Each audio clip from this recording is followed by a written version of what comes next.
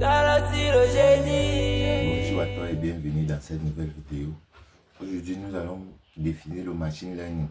En fait, le machine learning, c'est quoi? C'est la capacité d'apprendre à une machine comment trouver les patterns entre les données sans devoir programmer ces données explicitement, comme on le fait dans la programmation normale.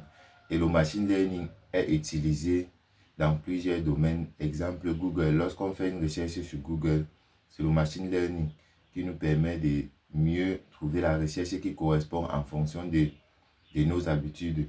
Lorsqu'on est peut-être sur Facebook ou bien sur TikTok, lorsqu'on scrolle une vidéo, la prochaine vidéo qui apparaît, c'est le machine learning qui a choisi l'autre là en fonction de nos préférences et de nos habitudes passées. Donc, concrètement, le machine learning, c'est apprendre à la machine comment apprendre d'elle-même à partir des données. C'est ça le machine learning. En machine learning, il existe deux types. Il existe deux types de programmation en machine learning. La programmation, le machine learning supervisé, le machine learning non supervisé. L'apprentissage supervisé, c'est lorsqu'on donne des exemples et on donne les résultats à la machine. Elle trouve les patterns entre exemple, résultat, exemple, résultat, exemple, résultat. Et maintenant, l'apprentissage non supervisé, c'est lorsqu'on prend une grande quantité de données, on donne juste à la machine, on ne lui dit rien. Elle-même, elle trouve les patterns, les cohérences entre chaque donnée et les classes.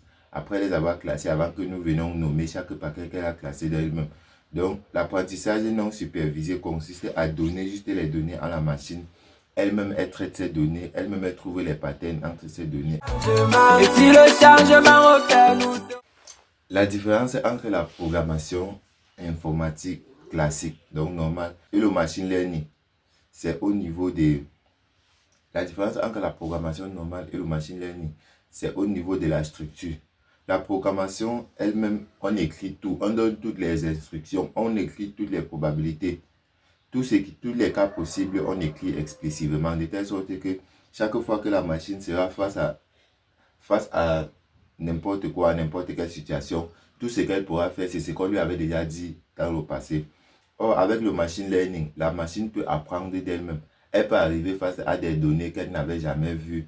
Elle parvient toujours à être cohérente, à prendre des décisions, à faire certaines choses en fonction de ses habitudes passées.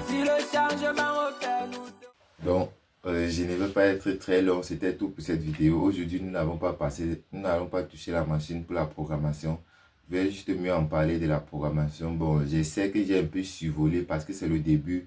Vous savez, on commence toujours un peu avant d'évoluer. Mais si vous avez des questions, n'oubliez pas, n'hésitez pas à les poser en commentaire. Je réponds à toutes les questions. Sur ce, à la prochaine. À partir de la prochaine vidéo, nous allons toucher la machine même pour commencer à programmer. Et si le changement opère, nous serons tous contents. Les papas, les mamans, ils pourront nourrir les...